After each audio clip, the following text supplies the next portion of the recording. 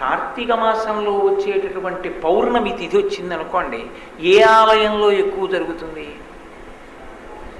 రెండు ఆలయాల్లోనూ సమానంగా జరుగుతుంది. శివాలయాల్లో ఎన్ని దీపాలు పెడతారో విష్ణు ఆలయాల్లో అన్ని దీపాలు పెడతారు. కార్తీక మాసం వచ్చింది అంటే సాయంకాలం ఆకాశ దీపం వెలిగించి ధ్వజస్తంభానికి పైకెత్తుతారు. ఆ పైకెత్తేటటువంటి ఆకాశ దీపం ఏదుందో అది కేవలం శివాలయంలోనో కేవలం విష్ణువాలయంలోనో కాదు, శివాలయంలోనూ విష్ణువాలయంలోనూ కూడా ఆకాశ దీపం పైకెత్తుతారు.